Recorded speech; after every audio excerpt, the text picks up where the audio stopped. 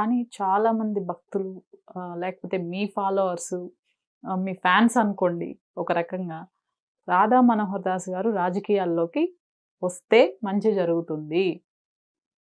ఏమిటి మీ అభిప్రాయం ఏంటి? చాలా మందికి హ్మ్.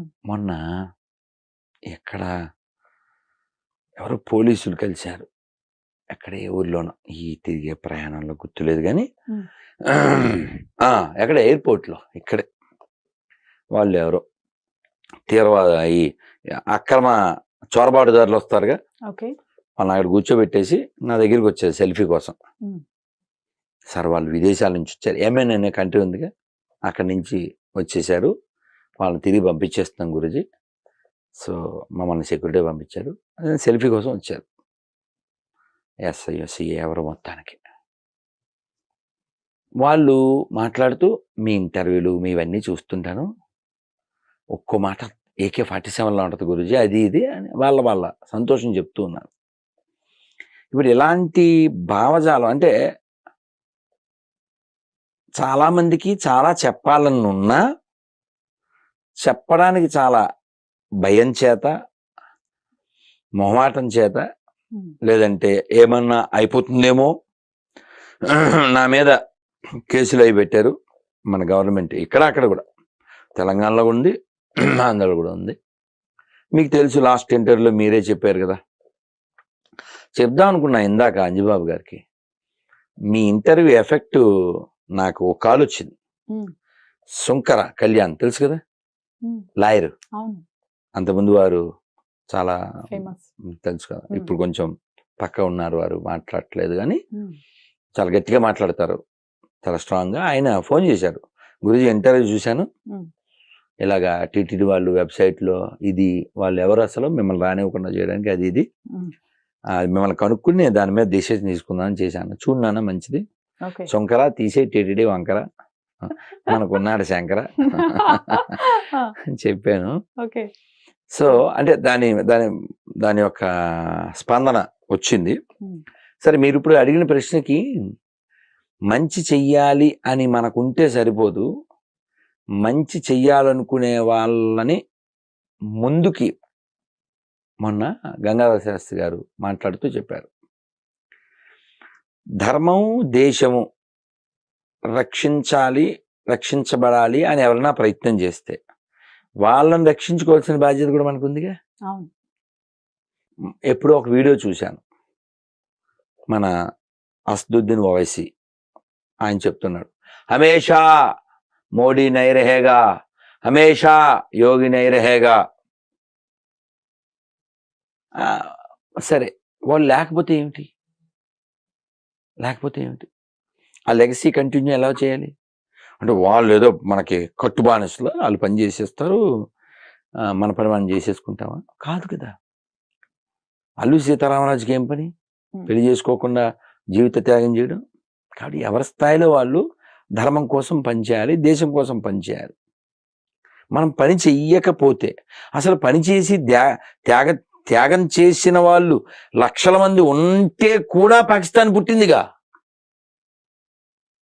ఎన్ని త్యాగాలు చేస్తే కూడా పాకిస్తాన్ పుట్టింది, లక్షల మందిని చంపేశారు. చరిత్రే, ఎప్పుడో కాదు, 70 ఏళ్ల క్రితమే.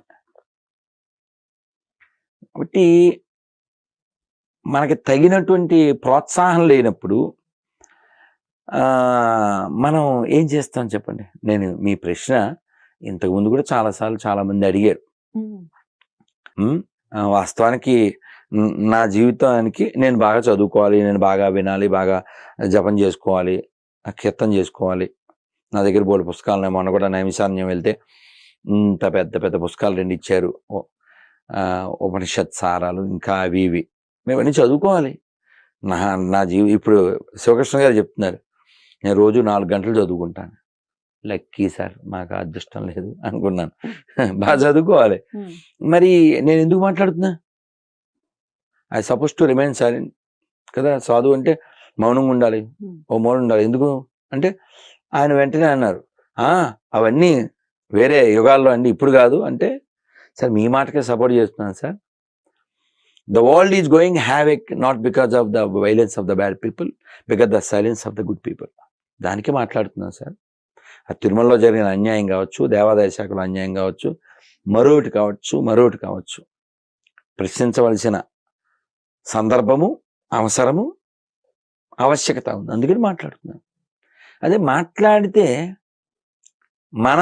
మనకి వ్యతిరేకమే.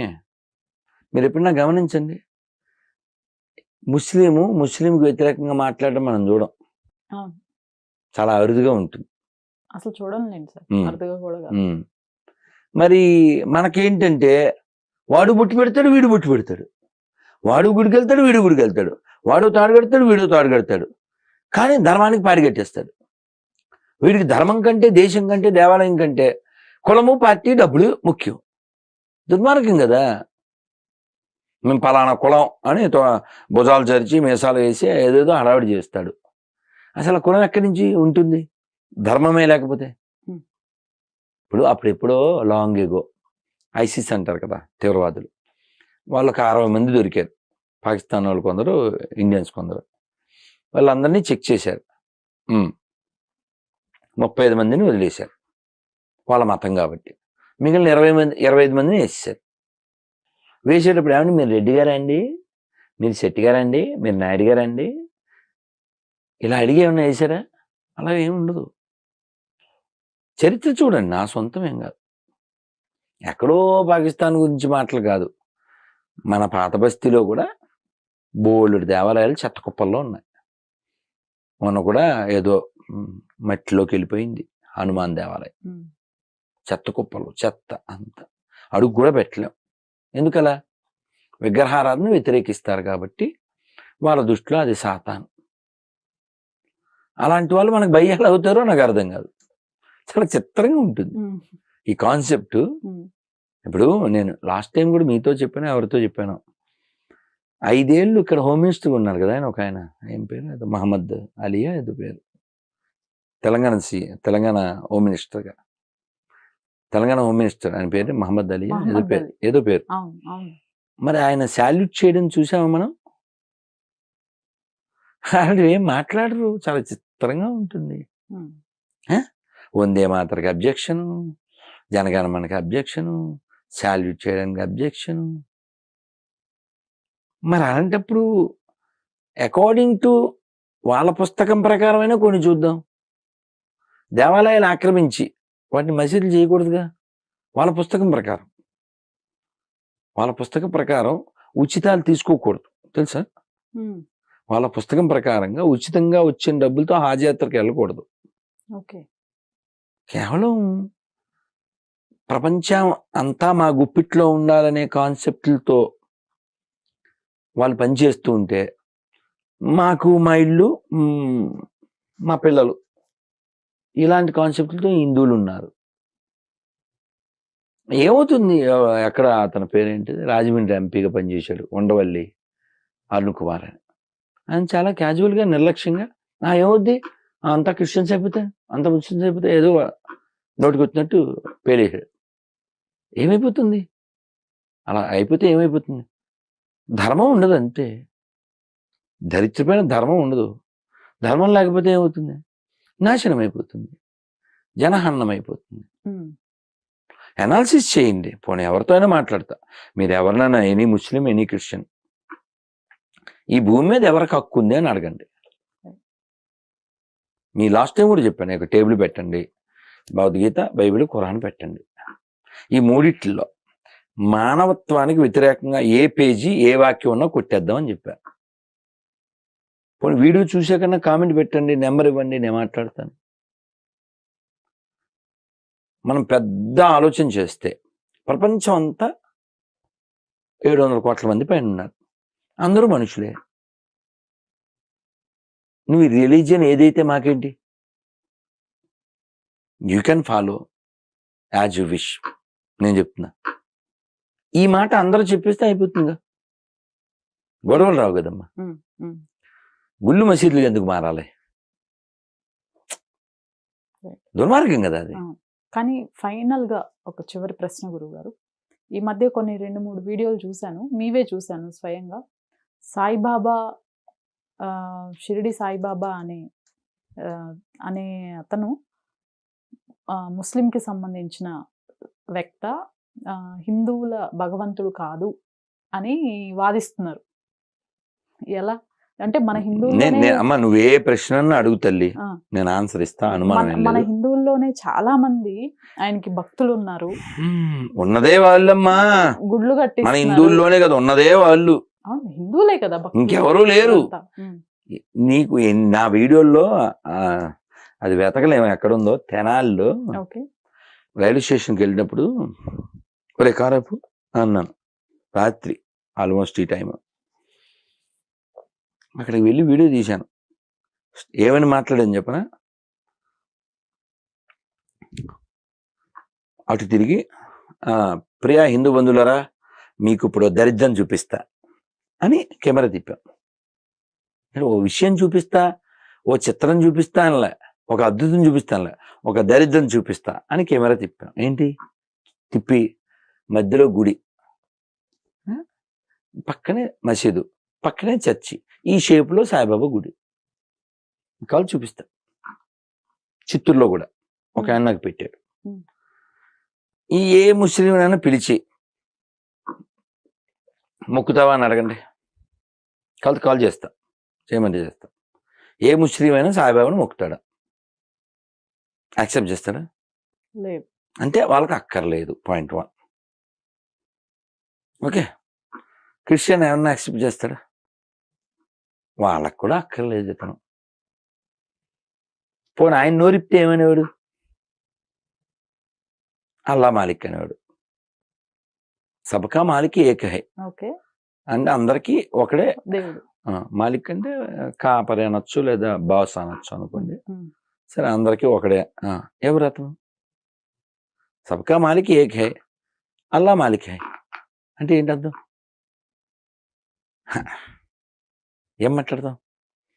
పోనీ అవైదికమైంది ఏది మనం స్వీకరించకూడదు. అవైదికం అంటే ఏంటి? వేదానికి సంబంధం లేనిది. ఇప్పుడు శంకరాచార్య వారు ఎందుకు వచ్చారు? అవైదిక మతాలను ఖండించడానికి వచ్చారు ఆయన. 72,000 అవైదిక మతాలు ఉంటే అవన్నీ ఖండించి మళ్ళీ సెట్ చేసి వెళ్ళారు ఈ దేశాన్ని, ఈ ధర్మాన్ని. నువ్వు ఆ పాట మీకు తెలిసి ఉంటుంది, అల్లా సాయి యేసు సాయి, పచ్చ అబద్ధం కదా. కాల్ చేయమంటే చేస్తా. Any Muslim, any Christian, it they accept? పచ్చ అబద్ధం. నువ్వు పేరుకి ముందో వెనకో అది పెట్టేసి అలా రీమిక్స్ చేసేసి మళ్ళీ ఫేసులు మార్చేసి, ఇంకా దారుణం ఏంటంటే విజయవాడలో నేను అప్పుడెప్పుడు పాట కూడా పాడాను. ఏం పాడతాను, ఏం అట్ట అయిపోతారు, చెబితేనేమో ఫీల్ అయిపోతారు. బేబీ సాయి బేబీ సాంగ్ కొంచెం మారింది కదా.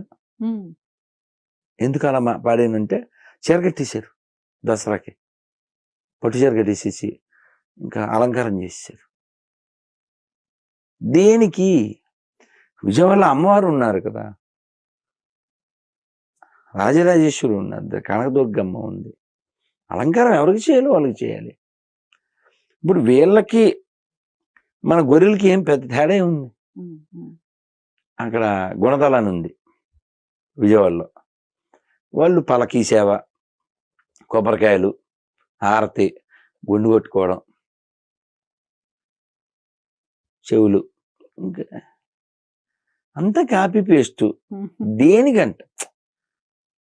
మీ అమ్మ ఉంది కదా, ఎవరో ఒకరి దగ్గరికి వెళ్ళి మీరు మా అమ్మ లాంటి వాళ్ళు అని ఆవిడ దగ్గర ఉంటున్నది, మీ అమ్మే ఉందిగా. అమ్మలగన్నా అమ్మవు నీవే. మనం మేము నైమిషారణ్యం వెళ్ళాం, తెలుగు ఆయన వీరంపాలెం సిద్ధాంతి గారు పెద్ద అమ్మవారిని ప్రతిష్ఠ చేశారు, 42 అడుగులు. ఆవిడకి విశ్వజనని అని పేరు పెట్టి, ఆవిడ మొత్తం ఆ బాడీలోనే 42 దేవతలు అంతా ఉన్నట్టుగా పెట్టి, అది యూపీ నుంచి శకటం కూడా వెళ్ళిందంట. అది మన జనవరి 26 రిపబ్లిక్ ఆ రాష్ట్రం నుంచి.